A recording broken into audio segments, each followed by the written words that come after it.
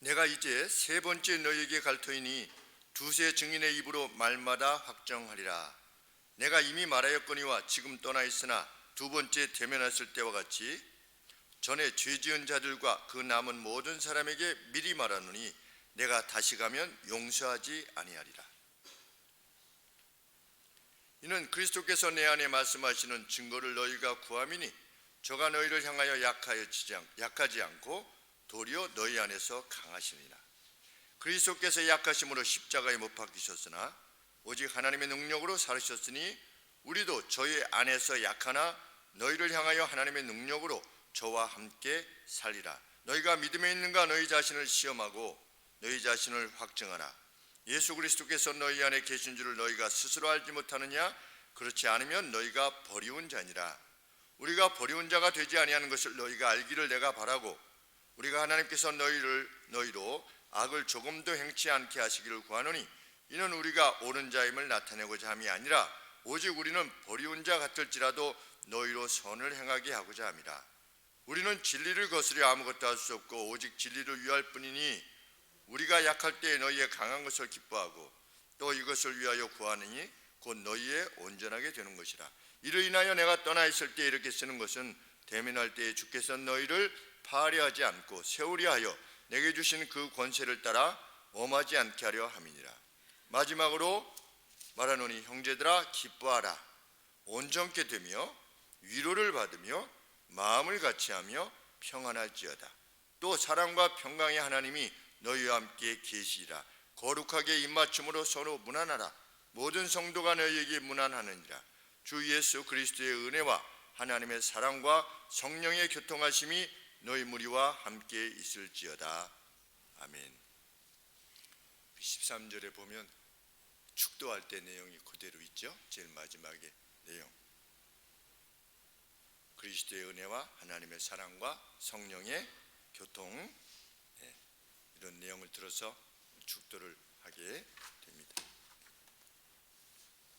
고린도 교회는 사도 바울의 사도성을 계속해서 의심했습니다. 그래서 사도 바울은 지금까지 계속해서 자신의 사도성을 방어하기 위해서 온 힘을 기울입니다. 그리고 그 변증을 위해서 온 힘을 다 기울여서 사랑으로 기술해 왔습니다. 이제 자신의 사도성에 대한 의심으로 동요했던 교회의 동요에 대해서 변증을 마친 사도 바울은 13장 서두에서 경고를 바라고 있습니다. 강력한 경고를 바라고 있는데 회개하라. 회개하지 않으면 내가 당신들을 아끼지 아니할 것이다. 스페어하지 않을 것이다. 강력한 경고를 지금 행하고 있는데 어느 정도 강력한 경고냐? 구약의 신명기서의 내용을 인용하리만큼 내가 당신들을 권징할 것인데 그 권징을 위해서는 무엇이 필요하다? 두세 사람이 증언하는 바가 필요할 만큼 그 사람이 어떤 죄악을 저질렀습니다 라고 했을 때 한 사람의 말만 듣지 말고 두세 사람이 증언에 동참할 것을 구약의 법이 요청했죠.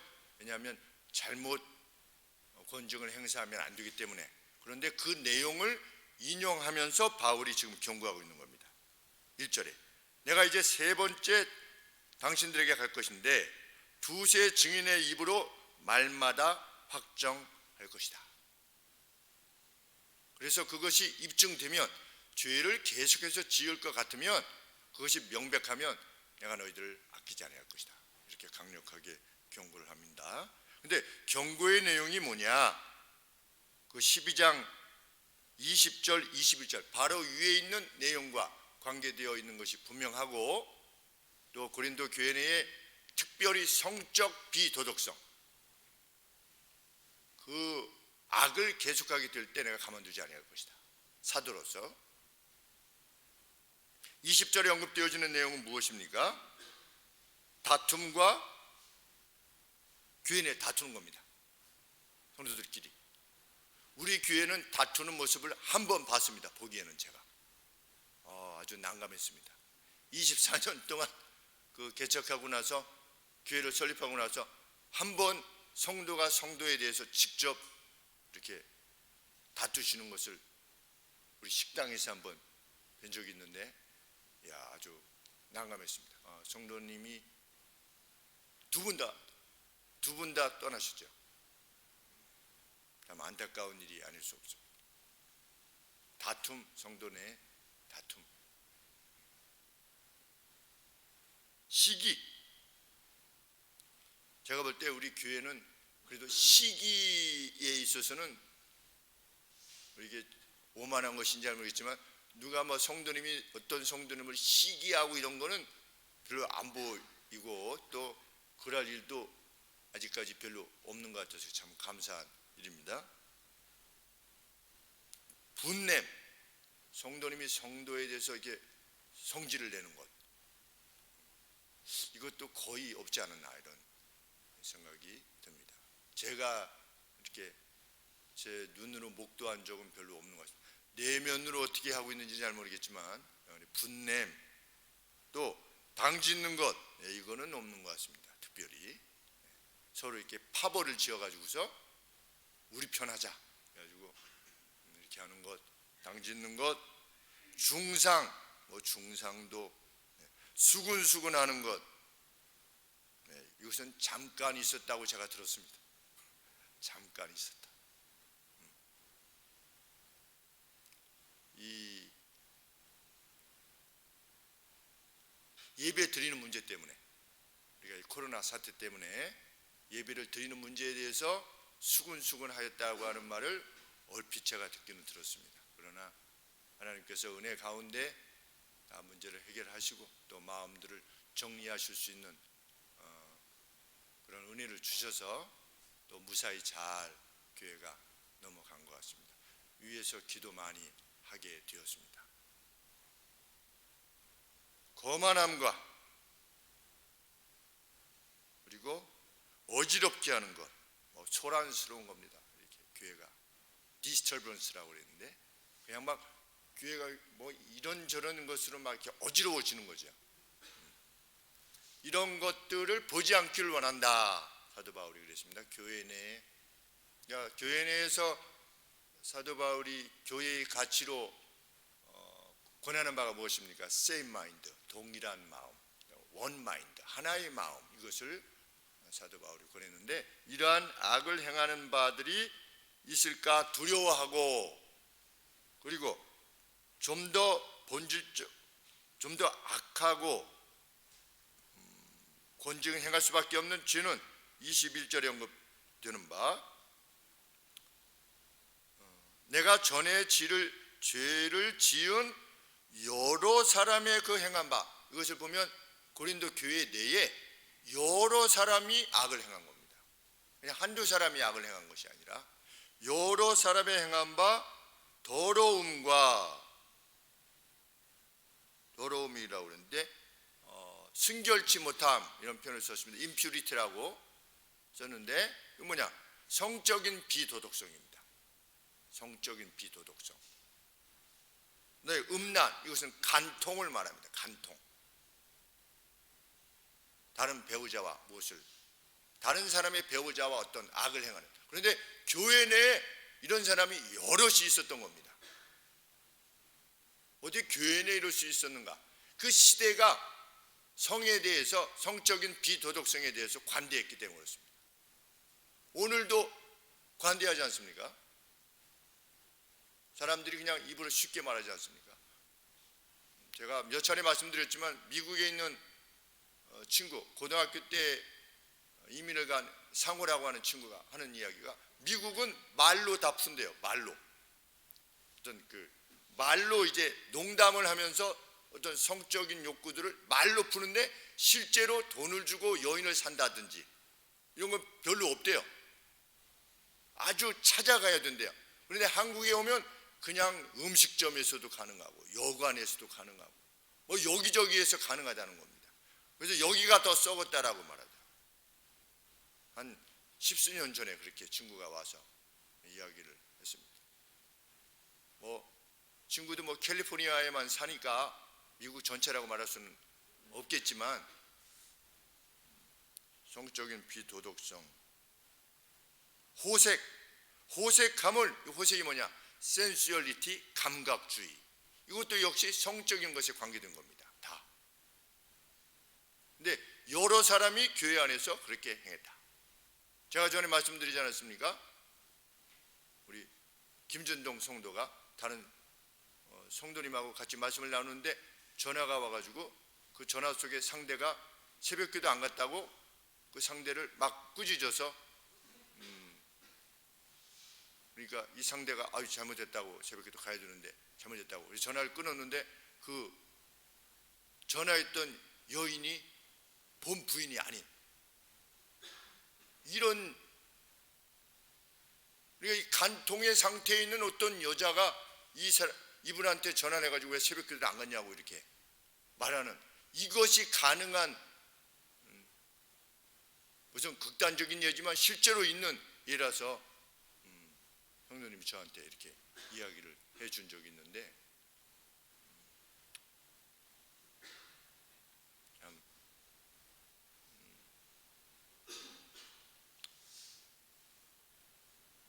두려워하라. 호색함을 회개치 아니함을 인하여 근심할까 두려워하노라. 내가 사도 바울이 갔는데 상황이 그렇게 되면 자신이 근심할 수밖에 없지 않겠느냐. 그러면서 연이어서 뭐라고 말하는 것입니까? 내가 두세 사람의 입으로 확증한 다음에 어떻게 할 거다. 그래도 회개하지 않으면 이렇게 편지를 보내고 있을 때에도 경고했고 이렇게 엄한 편지로 경고했음에도 불구하고 돌아서지 않는 자는 내가 아끼지 아니할 것이다. 사도의 권위로서 이렇게 말하는 것입니다. 2절 말씀이 그것이죠. 내가 이미 과거에도 함께 있을 때 말하였고 지금 떠나 있으나 두 번째로 대면하였을 때와 같이 전에 죄 지은 자들과 그 남은 모든 사람에게 미리 말하노니, 편지로 내가 말하노니 내가 다시 가면 용서하지 아니할 것이다. 아끼지 아니할 것이다. 경고하는 것입니다. 사도 바울의 이 같은 언급은 교회가 계속되는 죄악에 대해서 어떻게 행해야만 되는가 하는 것을 분명히 해주는 기준이 되는 것입니다. 내 이웃을 내 몸과 같이 라고 하면서 계속되는 죄악, 하나님께서 명백하게 죄악이라고 밝히고 있는, 경고하고 있는 내용에 대해서 내 이웃을 내 몸과 같이 사랑해야 되지 않겠습니까? 라고 하면서 그 방종을 관용하게 되면 그로 하여금 죽음의 길로 가게 하는 것입니다. 교회는 권징을 해서 치료를 해야 되는 겁니다. 권징은 잘라내는 것이 아닙니다. 권하고 징계하는 것은 잘라내는 것이 아니라 당신의 영적인 상태가 지금 이것입니다 라고 하는 것을 명백하게 보여주는 것이 권징입니다. 그래서 영어로는 어드모니션이라, 제가 켈빈에 가서 제일 처음에 이제 들은 과목이 어드모니션이에요. 권징. 내가 나중에 목회를 하게 되면 권징을 이제 행하게 될 상황도 되는데 어떻게 하는 것이 합당한 것인가. 그래서 권징을 이렇게 듣겠다고 지도 교수님한테 딱 이렇게 허락을 받으러 갔더니 지도 교수님이 권징? 제가 잘 몰라서 지금 설교와 공부하러 왔는데 설교학에 관계되어진 과목을 듣는 게 아니라 엉뚱하게 권징을 들으니까 그 교수님 표정이 어드모니션? 이렇게 하더니 들으라고, 뭐 이렇게 얼굴이 기쁜 게 아니에요. 들어 이런 식으로 이렇게 해서 들었는데 정말 잘 들었죠. 거기서 무엇을 배웠느냐? 권징은 잘라내는 것이 아니고 회복케 하는 것이다. 징계라고 하는 것이 벌이 아니고, 예수님께서 우리 정지 기반할 때 그런 말씀 있지 않았습니까? 복음을 전했는데 받아들이지 않으면 에이 그러고 이렇게 나오라고, 에이 그러고 나오라는 게 아니라 당신은 복음과 관계없는 사람이요 라고 하는 것을 보여주는 사인으로서 발에 먼지를 떨고, 그러니 주라도 우리가 가고 난 다음에 그때 그렇게 했었는데 내가 이거 아니구나 라고 깨닫게 하기 위해서 이게 먼지를 이렇게 떠는, 어떻게 보면 일종의 세레모니를 하라고 하는데 그냥 소금 뿌려 이게 아니라는 거죠. 권징도 마찬가지입니다. 권하고 징계하는 것이. 그러니까 면직, 이거는 무슨 벌을 내리고 이런 것이 아니고 제명, 면직, 출교, 이것은 당신이 지금 하나님 나라와 관계없는 사람이 되어서 라고 하는 게 뭡니까? 그게 출교입니다.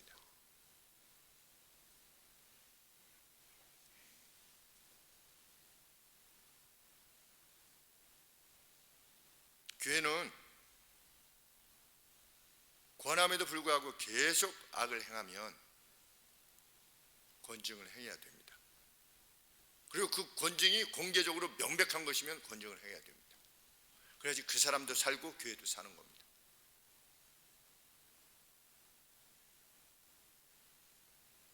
노예가 직면한 문제도 그것입니다. 이미 그것보다 훨씬 약한 분이 제명과 면직을 당했습니다. 훨씬 약한이라기보다 동성애가 죄가 아닐 수 있다고 주장해서 교회를 탈퇴시킨 담임 목사님이 제명과 면직을 당했습니다. 교회에서 목사직을 면직당한 것이죠. 그런데 이분을 이 교회가 이탈하고 이렇게 하는 이것을 지도하는 그 연구원을 품고 수년 동안 행했던 분은 교회의 그 노예의 선배님이십니다. 대선배님이시죠. 그런데 여기는 면직을 했는데 여기는 그냥 뭐 그럴 수도 있지 뭐 만약에 이렇게 하면 이것은 하나님 앞에서 행하는 것이 아닌 것이죠. 그래서 내일 결정을 내리는 겁니다. 이 자리에서 오전 10시에 모여서 어떤 결정이 내려질지는 모릅니다. 그런데 사람의 생각으로 어떤 격정에 의해서 그것이 진행되지 않도록 이제 것은 잘 진행이 됐습니다. 노회장 목사님과 또 노회원들이 하나님 말씀 안에서 그런 의사가 있기 때문에 같은 마음을 품고 있기 때문에 어려움이 없었습니다. 온당한 결정이 내려져야 되죠.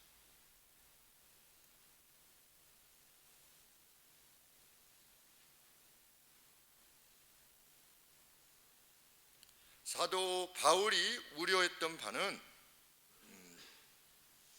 그들이 회개하지 않을 가능성이 컸다는 것.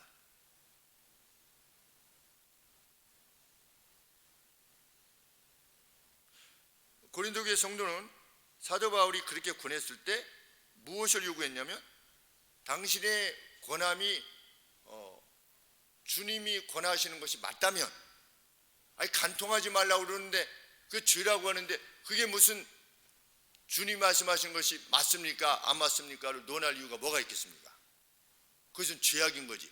그런데도 불구하고 그들이 무엇을 요구했냐면 당신 안에 그리스도께서 역사하신다고 하는 증거를 대라는 겁니다. 그것이 3절의 말씀입니다. 그리스도께서 내 안에 말씀하시는 증거를 너희가 구함이니. 아니 자기 병이 들려가지고서 자기 병도 못 고치는 사람이 당신 한번 증거를 대봐 그러면 당신이 참 사도라고 하는 증거를 대봐. 한번 능력을 행하든지 해봐. 그래서 회개하지 않으려고 했던 것을 사도 바울은 지금 우려하고 있는 것입니다. 그런데 자기 안에 계신 그리스도, 사도 바울의 입장에서 보면 자기 안에 계신 예수님이 어떤 분이십니까? 3절 중반절 이하에 저가 예수님이 너희들을 향하여 약하지 않고 도리어 너희 안에서 강하시니라. 이렇게 연결되어 있습니다.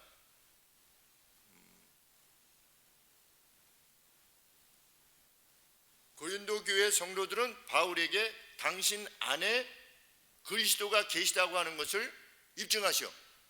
그런데 그 그리스도는 바울의 입장에서 보면 약하신 분이 아니라 강하신 분이라는 거죠. 근데 그 그리스도가 자기 안에 계시다는 겁니다. 근데 계시다고 하는 증거를 대라는 겁니다. 근데 사도 바울은 앞서서 언급은 했지만 우리들은 어떠하다. 실상 당신들이 보기에 약한 존재 맞다. 그러나 우리 안에 계시는 그리스도는 강하신 분이시다. 지금 이렇게 말하고 있는 겁니다. 그러니까 이 강단에서 외치는 그 사역자가 얼마나 우리가 보기에 목사로서 인정할 만한 무슨 백그라운드가 있다든지 무슨 역사가 있느냐 없느냐, 우리 목사님이 하는 것은 일이 잘 돼, 그렇게 하면 잘 돼, 못 돼, 이것이 아니고 그 어떤 목사라 할지라도 그 목사가 말씀을 들어서 온전히 전하게 되면 그 말씀 안에 역사하시는 그리스도를 인식하는 것이 성도로서의 마땅한 자세라는 겁니다. 근데 고린도 교회가 그러지 못했다는 겁니다. 4절 말씀에 그리스도께서 약하심으로 십자가에 못 박히셨으나 하나님의 능력으로 살으셨으니 우리도 그리스도 안에서 약하나 너희를 향하여 하나님의 능력으로 저와 함께 살리라. 저와 함께 살리라는 것은 무엇입니까? 하나님의 능력이 자기들 안에 있다는 거죠. 예수님이 약하신 모습으로 돌아가시지 않았습니까? 그런데 하나님께서 살리신 것처럼 사도 바울 일행도 그냥 고린도교회 성도들이 보면 별 볼 일 없어요. 별 볼품도 없고. 그런데 우리 안에 누가 계시다? 그 그리스도, 능력의 그리스도께서 계시다. 그것이 우리들의 본질이다. 사도 바울이 성도들에게 밝히고 있는 말씀인데 참 이게 쉽지 않습니다. 한 20여 년 전에 어떤 성도님께서 목사님을 청빙하시는데 이제 와서 선을 보이고 가셨어요. 그랬더니 하시는 말씀이, 와, 목사님 키가 말씀이 좋다는 그런 말씀 잘 없으시고, 키가 호대가 정말 좋고 음성이 정말 좋잖아. 모셔야겠어. 이렇게 무슨 그 목사님 오늘 말씀을 주셨는데 이 말씀이 이래서 이런 점에서 좀 특별히 이렇게 은혜를 받았습니다. 이런 것이 아니라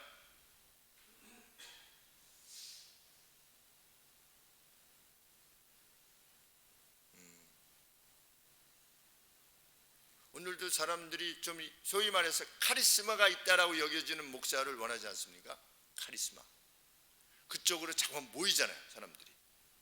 그런데 교회가 규모가 큰 교회가 된다고 해서 나쁜 건 아닙니다. 교회 안에서 이루어져야만 되는 same mind, 동일한 마음, one purpose, 하나의 목적을 지니고 있다면 10,000명이 있던 20,000명이 있던 상관이 없는 겁니다. 그런데 어떤 성도가 고통받고 있을 때 그 고통을 10,000명의 성도들이 함께 고통받고 있다면 좋죠. 그래서 하나님께서 기뻐하시는 교회일 것입니다. 그러나 규모가 커짐으로 인해서 그 어떤 성도가 고통받는데 다른 성도들이 우리 교회 성도인지 아닌지도 모른다. 가령 예를 들면 이렇게 되면 뭔가 다른 방법을 찾아야 되는 거죠. 성경적인 원리가 집행될 수 있게 하기 위해서. 그래서 아마 그 고민 가운데 분당 우리 교회도 30개 교회로 이렇게 분할해서 우리 박 목사님이 가신 줄 압니다. 그런 생각을 하게 되었다는 것은 아주 당연한 것입니다. 당연한. 잘한 것이기보다 당연한 것이죠. 귀한 결정이 아닐 수가 없습니다.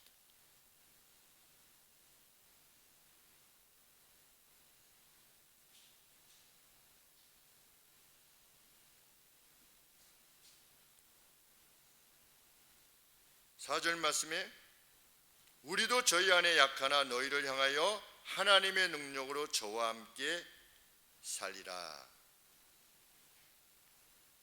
하나님의 능력으로 행할 것이라는 겁니다. 무엇에 대해서? 그들이 짓고 있는 죄악에 대해서. 그러면서 바울은 사도 바울이 사도로서의 증거를 지니고 있느냐 입증하라 라고 하는 것에 관심이 쏠려 있기보다 무엇해라? 5절 말씀에 너희 스스로 믿음에 있는가? 너희 자신을 테스트해라. 너희 자신을 확증해라. 이그제민해라. 조사해라. 내가 과연 하나님의 백성인가를 조사해라. 저 사도 바울이 진짜인가 아닌가 여기에 관심하기보다 내 안에 그리스도께서 계신가 그거에 더 관심하는 사람들이 되라.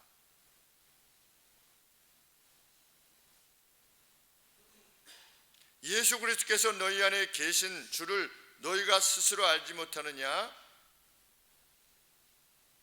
그렇지 않으면 너희가 버리운 자니라.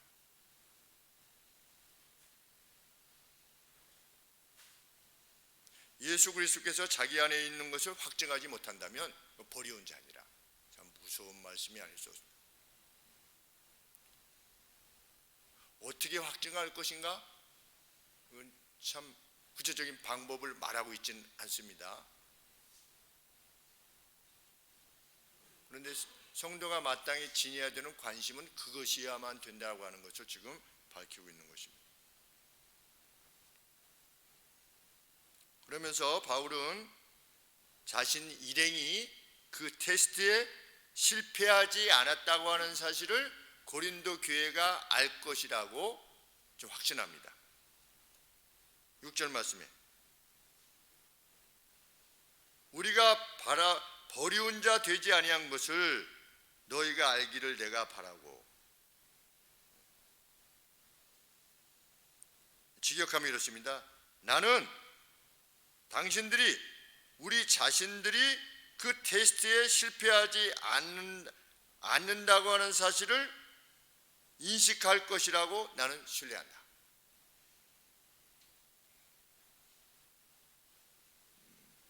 그 죄악을 짓던 이들 또 고린도 교회 성도들이 이게 참 사도인가라고 하는 의문을 가지고 있는데 사도 바울은 우리들이 과연 우리 안에 그리스도께서 계신가 여부에 대해서 확신을 가지고 있는 거죠. 사도 바울은. 그래서 결국은 고린도 교회 성도들이 자기들 안에 그리스도께서 역사하신다고 하는 것을 인식하게 될 것이다. 리얼라이즈 할 것이다 라고 하는 것을 우리는 확신한다. 그만큼 자신이 행하는 바가 그리스도께서 행하는 바임을 확신했던 것입니다.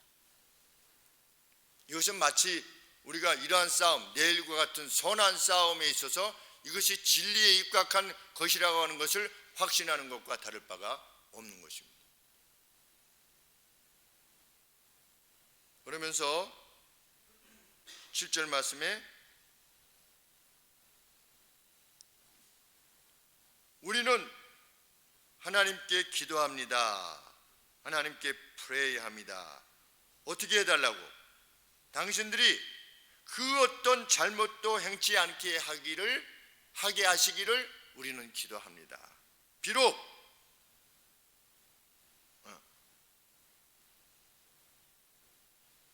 우리는 당신들이 그 어떤 잘못도 행하지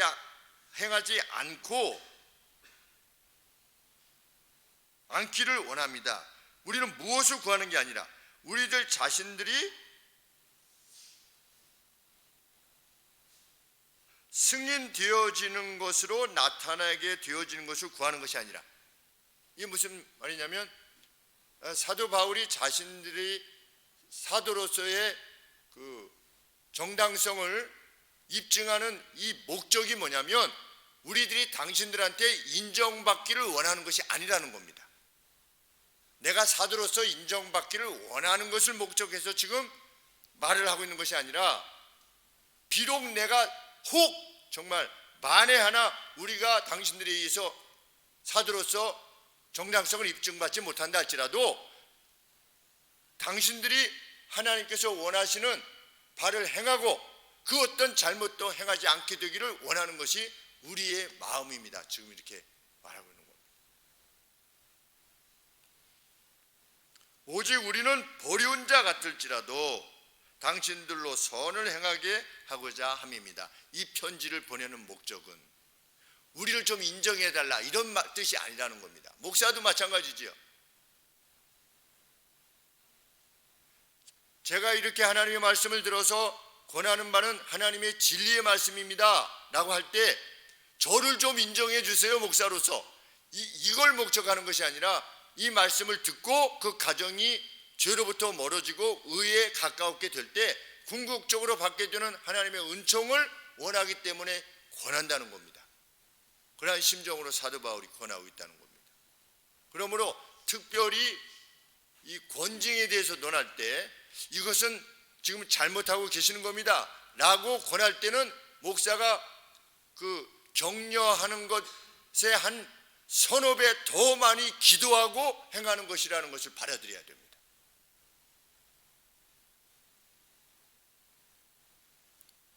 격려할 때의 사랑 곱하기 3 내지 4 정도.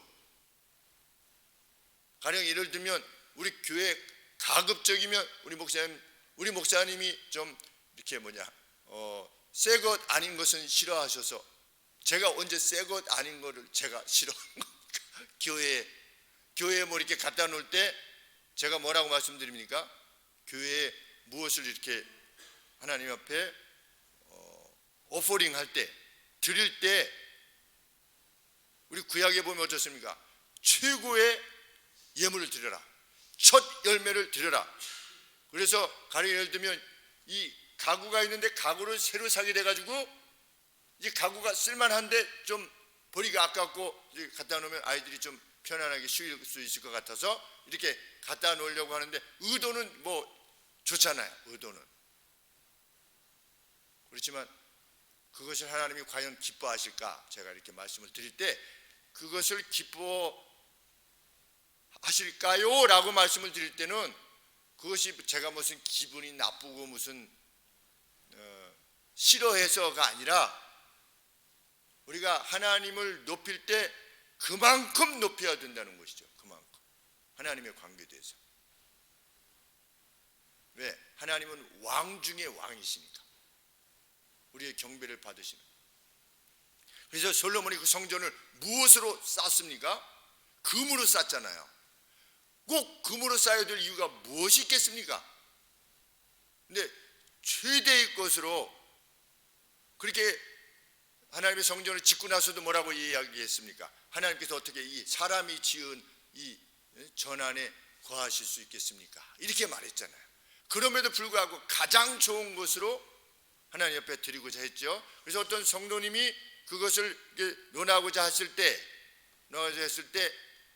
제가 그것은 조금 좀 조심스럽습니다 라고 말하는 것은 곱하기 4, 5 애정을 담아서 그렇게 말하는 것이라는 거예요. 근데 그것을 과연 받아들이기가 얼마나 어려운 일이 되겠습니까? 교회 내에서는 이렇게 하시는 것은 좀 지양하시는 것이 좋을 것 같습니다. 이렇게 말할 때 그것은 굉장한 기도 가운데 그냥 단번에 말하는 것이 아니라 오랜 기도 끝에 말씀을 드린다는 것을 받아들여 주셔야 됩니다.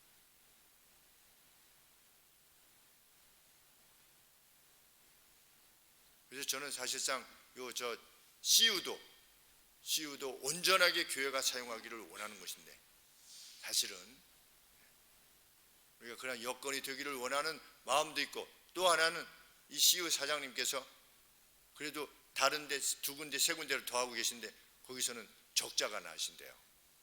여기서 남아가지고 그것이 메꾸시고 이렇게 하셔서 지난번에 4년 계약을 하시는데 굉장히 기뻐하셨어요. 오늘 한 가정이 또 이 CU를 통해서 가정의 삶을 이루어 간다는 차원에 있어서는 이것도 참 소중하다. 그러니까 생각이 교차하는 겁니다. 같이 있는 것이 동시에 온전하게 하나님께서 주신 이 성전으로서 우리 교회를 사용했으면 좋겠다. 어떤 분들은 그 1층을 임대를 주어서 좀 재정적인 걸 충분히 확보를 하고 그러는데, 그것이 과연 하나님은 그렇게 재정을 확보하기를 기뻐하시겠는가? 그런 마음들이 드는 것이죠. 24년 동안 행해오게 하셨는데 잡다한 것들로 아래가 우리 예배당 건물 밑에가 잡다하게 가득 차는 것이 과연 하나님께서 기뻐하실 수 있겠는가? 라고 하는 생각이 들었던 것입니다. 그런 것을 언급할 때 그냥 쉽게 말하는 것이 아니고 이 본질에 해당하는 내용을 묻고 말씀드리는 것이죠. 그것은 목사의 권위를 인정해 다오 이것이 아니라 어떻게 하는 것이 성도님이 더 복됨의 길로 각각의 가정이 갈 수 있는가 라고 하는 것을 고민하는 고민 끝에 나온 언급이라는 것을 받아들여 주셔야 될 것입니다.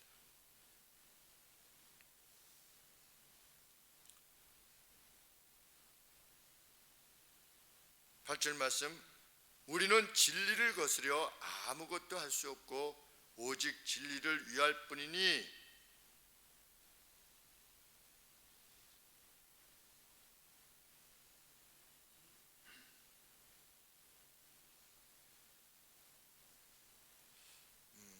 칠 절 말씀에 우리가 이렇게 간구하는데 왜냐하면 우리는 진리를 거스려 아무것도 할 수 없고 오직 진리를 위할 뿐이기 때문에 우리가 당신들한테 요청한다는 겁니다.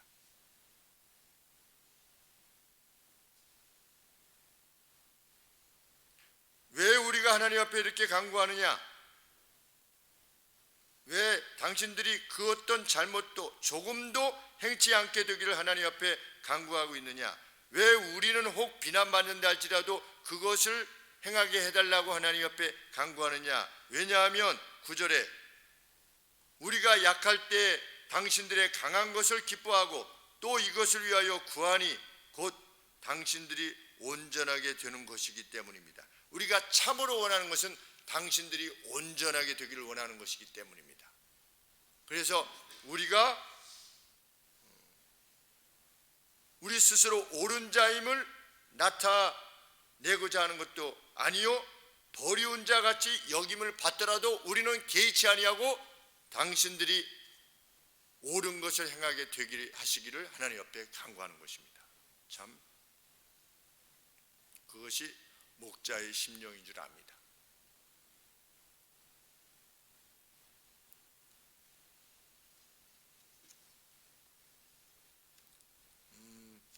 자신의 일행을 격려하는 것은 뭐다? 성도가 진리 안에서 강한 그리스도인이 되는 것이다.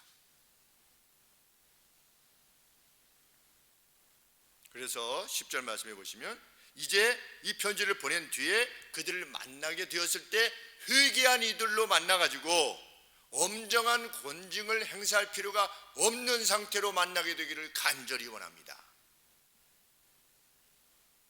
이를 인하여 내가 떠나 있을 때 이렇게 쓰는 것은 대면할 때 주께서 너희를 파하려 하지 않고 세우려 하여 내게 주신 그 권세를 따라 오하지 않게 하려 함이니라. 사도로서의 권세는 무엇을 위해서 주어진 것이냐? 넘어뜨리는 것을 목적으로 하는 것이 아니라 빌드업, 세우는 것을 목적하기 때문이다. 사도의 권위, 지도자의 권위는 무엇입니까? 지도자의 책무는 뭐냐? 그것은 파하는 것이 아니라 세우는 것이다. 그래서 사도 바울은 끝까지 세우기를 원했던 겁니다. 성도들을 세우기를 원했던. 참 멋있는 사역자의 모습입니다. 정말 바라보아야 되는. 이 편지를 받고 고린도 교회 성도들이 어떤 반응을 보였는지 그 뒤로 없지만 이 편지가 우리들 손에 있다는 것만으로도 아마 고린도 교회가 이 편지 받아가지고 무슨 소리 하는 거야? 이렇게 뭐 찢어버릴 수도 있잖아요. 우리 보고 뭐라는 거야? 이렇게 할 수 있는데 이 편지가 보존되어서 우리까지 있다라고 하는 것은 고린도 교회가 이 편지를 회개로 받았다고 하는 어떤 가능성을 갖게 합니다. 우리가 잘못했구나. 마지막으로 바울이 이렇게 권합니다. 11절 말씀에 Finally, 마지막으로 권합니다. 뭐라고? 형제들이여. 자, 우리 교회에게 권하는 말씀이나 같습니다. 기뻐하십시오. Rejoice. 기뻐하십시오. 뜬금없이 기뻐하래요. 기뻐하십시오. 뭐 앞에 어떤 언급도 없이 형제들이여 기뻐하십시오. 우리 교회는 기뻐해야 됩니다. 또 온전케 되십시오. 완전하게 되십시오. 이런 뜻입니다. 위로를 받으십시오. 마음을 같이 하십시오. 평안하십시오. 이거 다 참 쉽지 않은 내용들입니다. 뭘 어떻게 해야지 이렇게 되는가? 오늘 아침에 말씀드린 바와 같이 기뻐하십시오. 무엇을 인식하면 기뻐하는 것입니까? 주님이 역사의 주인이시다. 오고 가는 세대의 주인이시다. 이것을 인식하면 무엇이 될 수 있습니까? 우리는 기뻐하는 사람이 될 수 있습니다. 그리고 그 하나님의 나라의 뜻에 맞춰서 우리가 온전하게 되기를 사모하게 될 것입니다. 이사야 선지자의 말씀에 의하면 그날에는 해함도 없고 상함도 없을 것이다. 누굴 때리거나 뭐 다치게 하는 것도 없을 것이다. 천국에서는 왜? 여호와를 아는 지식이 그냥 넘쳐가지고 야, 이게 진짜 하나님의 뜻이구나. 천국에서는 여호와를 아는 지식이 넘쳐가지고 만약에 우리 교회에서 여호와를 아는 지식이 넘치게 된다면 이 땅에 우리가 살면서도 아, 하나님은 이런 분이시구나 라고 하는 사실에 대해서 명확히 알게 되면 우리는 어떻게 할 수 있는 겁니까? 해하지도 않고 누구를 상하게 하지도 않을 수 있는 겁니다. 그리고 기뻐할 수 있고 완전하게 되려고 할 수도 있고 그 사실로 인하여 위로를 받게 되고 그 사실을 함께 공유하는 우리들이 마음을 같이 할 수 있고 그리고 그로 인하여서 평안할 수 있는 것입니다. 그러니까 이 모든 것들은 하나님이 누구시냐, 우리 주님이 누구시냐에서부터 비롯되는 거죠. 그래서 제대로 알면 이 모든 것들을 우리가 우리의 소유로 만들 수 있습니다. 그런데 그리고 그러면 하나님이 너희와 함께 계실 것이다. 사랑과 평강의 하나님이 당신들과 함께 있을 것입니다. 그 공동체에 하나님이 함께 하실 것이래요. 지상의 교회는 결코 완벽할 수 없지요. 그럼에도 아비 같은 사역자의 애정, 그 애정 어린 돌봄, 그리고 스스로를 돌아보고자 하는 성도들의 깨어있음, 이것이 교회의 완전함을 이루어갈 것입니다. 포기하지 말아야 됩니다. 교회가 죄인들의 모임이지, 저는 그런 말 하기 정말 싫습니다. 어디 성경이 그렇게 말했습니까? 교회는 죄인들의 모임이기 때문에 좀 그럴 수 있지, 성경이 그렇게 말씀한 내용이 없잖아요. 완전하라, 기뻐하라, 평안해라, 즐거워하라, 이 성령 안에서 가능하다 이렇게 말하고 있는데 그건 이상일 뿐이지. 우리가 기독교의 이상을 포기하면 그게 무슨 교회입니까? 그냥 세속 집단이지, 종교 집단 아니겠습니까? 사역자의 애정어린 돌봄, 나는 비록 인정을 못 받더라도 성도님들이 하나님이 기뻐하시는 일을 했으면 좋겠다 라고 하는 그 애정어린 돌봄과 성도들의 깨어있음, 우리 목사님은 왜 이러시는, 이게 아니라 나는 과연 어떤 불평을 가지고 있을 때 이 불평에 과연 합당한가, 나는 합당하게 하나님 안에 있는가, 내 안에 그리스도께서 과연 계신가 라고 하는 것에 깨어있는 교회이기를 원한다면 하나님의 사랑과 평강이 우리들 모두의 것이 될 것입니다. 그것이 하나님의 전능이라고 저는 믿습니다. 교회에 속한 모든 이들이 한결같이 하나님의 사랑과 평안을 누리는 교회, 성령께서 이를 가능케 하시리라 믿고 우리도 말씀이 요청하는 바대로 그리 행하고 있으면 그 은택을 누리게 될 줄 믿습니다. 그 교회가 먼저 우리 교회가 되기를 원하고, 그것이 노예 내에 또 좋은 본보기가 되어지고, 또 노예를 도와서 또 여러 교회들을 함께 섬기는, 또 그래서 결국은 우리 교단을 섬기고 한국교회를 섬길 수 있는 우리 교회가 되기를 하나님 앞에 늘 소원하게 됩니다. 기도하겠습니다. 하나님, 사도 바울의 뜨거운 애정 담긴 심경이 우리 가슴에 깊이 녹아들 수 있도록 도와주시옵소서. 그리고 우리도 이 같은 애정으로 우리 교회를 서로 바라볼 수 있도록 도와주시기를 원합니다. 하나님, 늘 주 안에서